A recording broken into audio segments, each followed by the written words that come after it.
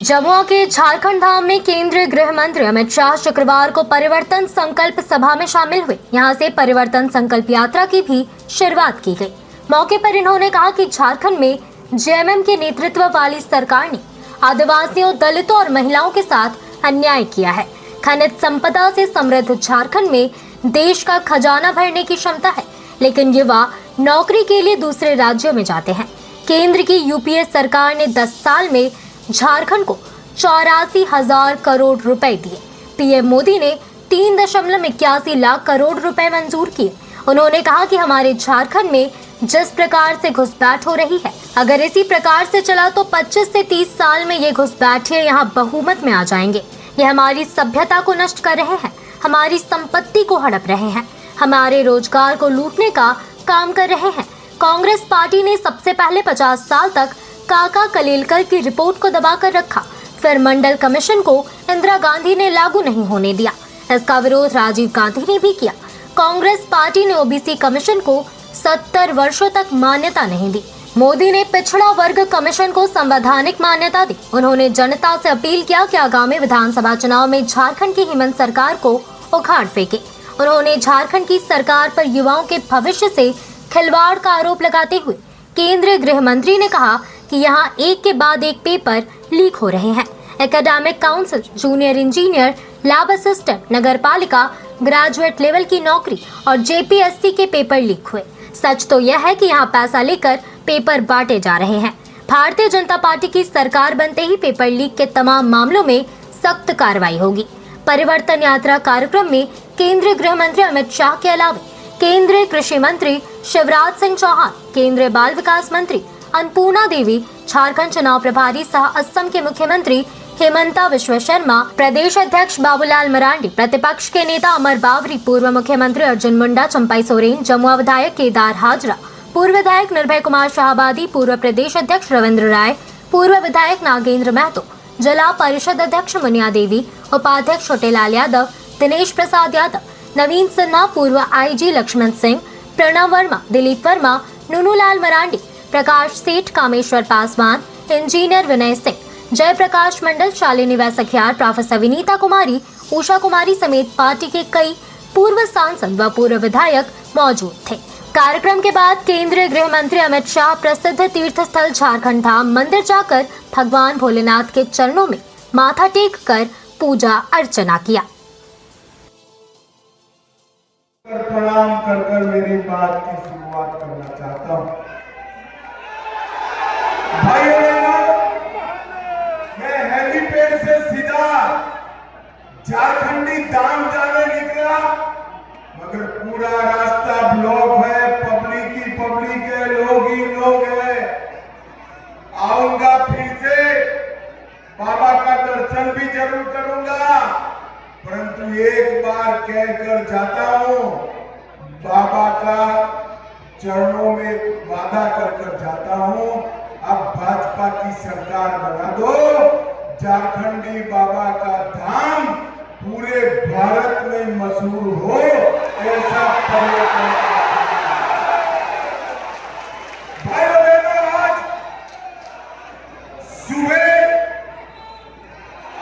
सुबह आदिवासी क्षेत्र में पलामू में एक यात्रा की शुरुआत हुई। आज दूसरी यात्रा जीडी से चालू हो रही है। ये दोनों यात्रा का नाम परिवर्तन यात्रा रखा और 3 यात्राएं निकलेगी और ये तीनों यात्राएं झारखंड के एक विधानसभा क्षेत्र में परिवर्तन का संदेश लेकर जाएगी। भाइयों बहनों, परिवर्तन सरकार का परिवर्तन नहीं करना है, मुख्यमंत्री का परिवर्तन नहीं करना है।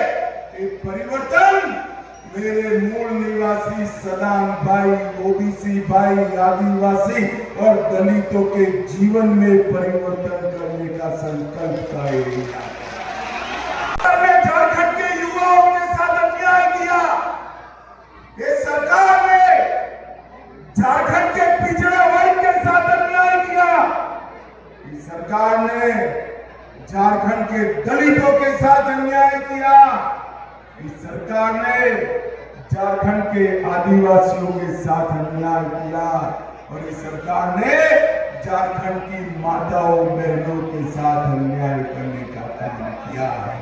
मैं आज आया हूं यहां गिरिडीह में, और गिरिडीह वालों, आज मैं कहने आया हूं, उखाड़ कर फेंक लो ये हेमंत सोरेन की सरकार को और कमल फूल की सरकार लाओ। मोदी जी के नेतृत्व में झारखंड हमारे देश का सबसे पहले नंबर का राज्य बनेगा। भाई और बहनों, बाबा वैद्यनाथ इसी भूमि पर विराजते हैं, झारखंडी बाबा इसी भूमि पर विराजते हैं और यहाँ पर सभी लोग परेशान हैं। ये स्थिति लंबे समय तक नहीं चलाई जा सकती। भाइयों बहनों, मैं आया तब मुझे दिल्ली के कुछ पत्रकारों ने फोन किया कि इस बार क्या होगा झारखंड में। मैंने कहा मैं तो गिरिडीह की दीवारों पर लिखा हुआ पढ़ सकता हूँ, 2/3 बहुमत से कमल फूल की सरकार बनने जा रही है। कमल फूल की सरकार। भाइयों बहनों, इतनी बड़ी सभा है, मैं आप सभी को पूछना चाहता हूँ, किसी ने 350 करोड़ रुपया एक साथ देखा है क्या? अरे जोर से बोलो, देखा है क्या? 30 करोड़ देखा है क्या? तो कल भाजपा की वेबसाइट पर चले जाना, हम वेबसाइट पर रखेंगे कांग्रेस के एमपी और आलमगीर के घर से 350 करोड़ और 30 करोड़ रुपया एक साथ कैसे दिखाई पड़ता है। ये हेमंत सोरेन ने कमाया हुआ है क्या? अरे जोर से बोलो, हेमंत सोरेन ने कमाया है? आलमगीर ने कमाया हुआ है? अरे युवाओं, माताओं, बहनों, ये पैसा आपका है जो इंडी एलायंस की सरकार लूट कर अपने घर में ले गई। और भाइयों बहनों, मैं कहकर जाता हूं, ये भ्रष्टाचार की गंगा इनके समुद्र तक पहुंचने नहीं देंगे। आप कमल फूल की सरकार बनाइए, ये भ्रष्टाचारियों को उल्टा लटकाकर सीधा करने का काम भारतीय जनता पार्टी। भाई और बहनों, ये कांग्रेस हमेशा से ओबीसी विरोधी रही। कांग्रेस पार्टी ने सबसे पहले 50 साल तक काका साहेब कालेलकर कमीशन की रिपोर्ट को दबाकर रखा। फिर मंडल कमीशन की रिपोर्ट इंदिरा गांधी ने लागू नहीं होने दी। जब लागू होती थी तो राजीव गांधी ने विरोध किया। ये कांग्रेस ही थी जिन्होंने 70 साल तक ओबीसी कमीशन को संवैधानिक मान्यता नहीं दी। नरेंद्र मोदी जी ने पिछड़ा कमीशन को संवैधानिक मान्यता दी। 16 जातियों को पिछड़ा जातियों में उमेरा और इसके साथ एमबीबीएस, एमडी और ओबीसी के दाखलों में 27% आरक्षण नीट में पहली बार नरेंद्र मोदी सरकार ने किया, मोदी जी ने किया। और भाइयों बहनों, वादा खिलाफी करने का। इतने सारे युवा यहाँ बैठे हैं, किसी को बेकारी भत्ता मिलता है क्या? अरे जोर से बोलो, मिलता है? उन्होंने कहा था बेकारी भत्ता मिलेगा, कहां गया? 5 लाख युवाओं को नौकरी देंगे, मिली है क्या? जोर से बोलो, मिली है?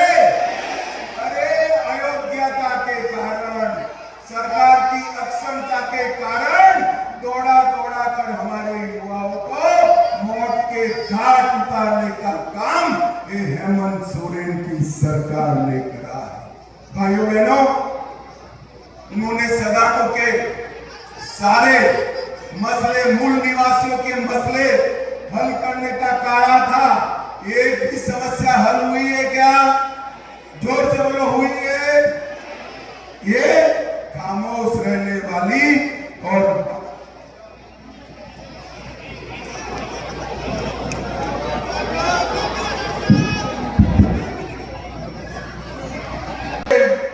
कांग्रेस पार्टी और लालू यादव को पूछना चाहता हूं, आपकी सरकार रही केंद्र में 10 साल में, आपने झारखंड को क्या दिया, जरा हिसाब दीजिए। भाइयों बहनों, मैं कई बार पूछा, ये हिसाब नहीं देते। यूपीए ने, इंडी अलायंस ने 10 साल में सिर्फ 84,000 करोड़ रुपया दिया। कितना दिया? अरे बोलो, 84,000 करोड़। कितना दिया? और नरेंद्र मोदी जी ने 84,000 करोड़ की जगह 3,81,000 करोड़ रुपया देने का काम नरेंद्र मोदी जी के दिन में झारखंड है। अभी मुझे शिवराज जी बताते थे, धूम बारिश हो रही थी, सब समझ रहे थे कि अब मोदी जी नहीं आएंगे, मगर झारखंड वासियों को मिलने के लिए 120 किलोमीटर रोड पर जाकर मोदी जी ने बरसती बारिश में झारखंड की सभा को संबोधित करने का काम किया। भाइयों बहनों, आजादी के इतिहास में कहीं पर भी कोई प्रधानमंत्री ने इतना लंबा रोड पर फासला काटकर लोगों को मिले हो, ऐसा उदाहरण नहीं। ये कांग्रेस की सरकार ने दलितों का भी अपमान किया, अंबेडकर जी को पूरा जीवन अपमान। भारतीय जनता पार्टी की केंद्र सरकार और राज्य सरकारों ने मऊ में अंबेडकर जी का जन्म स्थान, लंदन में अध्ययन करे थे, वहां स्मारक, नागपुर में दीक्षा भूमि, दिल्ली में महापरिनिर्वाण स्थल और मुंबई में चैत्य भूमि बनाकर 5 तीर्थ नरेंद्र मोदी जी और भारतीय जनता पार्टी ने बनाए। भाइयों बहनों, सबसे बड़ी समस्या के लिए मैं आपके पास आ जा रहा हूं। हमारे झारखंड में जिस प्रकार से घुसपैठ हो रही है, अगर इसी प्रकार से चला तो 25-30 साल में एक घुसपैठिए यहाँ बहुमत में आ जाएंगे। आप चाहते हो क्या गिरिडीह घुसपैठियों से भर जाए? जोर से बोलो, चाहते हो क्या? हेमंत सोरेन ने रोक सकता है क्या? कांग्रेस रोक सकती है? उनकी तो वोट बैंक की। अभी झारखंड हाईकोर्ट ने ऑर्डर किया है, झारखंड सरकार और भारत सरकार का गृह मंत्रालय इन लोगों को चिन्हित करे और डिपोर्ट। मैं कहता हूं, अगर झारखंड सरकार इनकी रही तो ये नहीं होने देंगे। एक बार झारखंड सरकार बदल दीजिए, मैं आपको वादा करता हूं, रोहिंग्या और बांग्लादेशी घुसपैठियों को चुन चुन कर झारखंड के बाहर रोकने का काम भारतीय जनता पार्टी करेगी। ये हमारी सभ्यता को नष्ट करे, हमारी संपत्ति को हड़प रहे, हमारी बेटियों के साथ अलग अलग प्रकार से नकली शादी रचा रहे हैं और हमारा रोजगारी का भी वो लूटने का काम करते हैं। झारखंड के अंदर कोई घुसपैठिए की जगह नहीं, वो भारतीय जनता पार्टी ही कर सकती है। भाइयों बहनों, देश में एक परिवर्तन का लहर है। हम इस बीच में आप लोगों को कुछ बातों में हम कहेंगे। हम एक संघर्ष से आए हैं, लेकिन सबसे ज्यादा झारखंड आंदोलन को जिस समय हम संघर्ष किया है, कभी भी यहाँ का आदिवासी का हित में, कभी भी यहाँ का मूलवासी का हित में, कभी कम कांग्रेस कभी सोचा नहीं था। हर समय यहाँ का आंदोलन को, आदिवासी मूलवासी की आवाज को कांवड़िया कुचालने का काम करिए कांग्रेस। और सबसे ज्यादा झारखंड आंदोलन में यदि आप सबों ने याद रखेगा, कांग्रेस सरकार ने गोली चलाने का काम किया है आदिवासी के ऊपर में। इसलिए आज जो इस वर्तमान सरकार ऐसा दल के साथ कभी यहाँ का न आदिवासी का हित में सोच सकते हैं, न यहाँ का मूलवासी के, न संताल परगना धरती में जो बांग्लादेश से घुसपैठे में एक शब्द भी लोग नहीं बोल पाते हैं। इसलिए आज समय की मांग है, आज यहाँ झारखंड प्रदेश के लिए हम लोग अमन सेन का जिंदगी देखना है। और जिस तरह से इस झारखंड प्रदेश संताल परगना धरती में घुसपैठिया का जो प्रवेश हुआ है, अब उसको रोकना है। ये की मात्रा है देश के अंदर में या इस प्रदेश में भारतीय जनता पार्टी और नरेंद्र मोदी का भाई ही इस चीज को रोक सकता है। इसलिए तमाम हमारा यहाँ का आदिवासी भाई, मूलवासी भाई, यहाँ का दलित भाई, यहाँ का गरीब गुरबा, आज हम लोग को जिस उद्देश्य से झारखंड अलग किया था, आज आप लोग देख रहे हैं यहाँ का सिर्फ लूट सुनने के लिए आए हैं, उन्हीं को हम सब लोग सुने। मैं सिर्फ इतना ही कहूँगा कि झारखंड में पिछले 5 वर्षों से हेमंत सोरेन के नेतृत्व में कांग्रेस पार्टी, झारखंड मुक्ति मोर्चा, राष्ट्रीय जनता दल की सरकार चल रही है। इस सरकार ने सरकार बनाते समय बड़ी बड़ी वादाएं किए थे, लेकिन उन वादों को इन्होंने पूरा नहीं किया। इन्होंने कहा था कि गरीबों को 72,000 रुपया साल में देंगे। इन्होंने कहा था कि माँ बहनों को चूल्हा खाच महीना में 2,000 रुपया देंगे। इन्होंने कहा था कि वृद्धा को, विकलांग को और विधवा को 2,500 रुपया महीना में पेंशन देंगे। नौजवानों के लिए कहा था 5 लाख नौकरी देंगे। नौकरी नहीं तो पिताजी का उन्होंने शिबू सोरेन का कसम खाया था, कहा था कि हम राजनीति से संन्यास ले लेंगे, लेकिन एक भी काम उन्होंने पूरा नहीं किया। नौकरी भी नहीं दिया। बेरोजगार युवकों को कहा था कि 5,000 और 7,000 रुपया भत्ता देंगे महीना में, वो भी इन्होंने नहीं किया। और इसलिए आज जरूरत है कि सरकार को बदलने की, इस राज्य में परिवर्तन करने की, और जो इस राज्य की गरीबों की चिंता करे, माँ बहनों की चिंता करे, वैसी सरकार भारतीय जनता पार्टी के नेतृत्व में बनाने का है।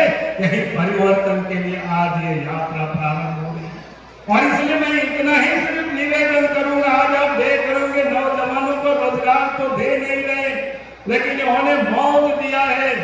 अब सरकार को क्या हड़बड़ी है, तो उन्हें पता है कि कुछ दिनों के बाद चुनाव की ही घोषणा हो जाएगी, तब भी बच्चों को दौड़ा रहे हैं। दौड़ते दौड़ते आज 19 बच्चे मर चुके हैं।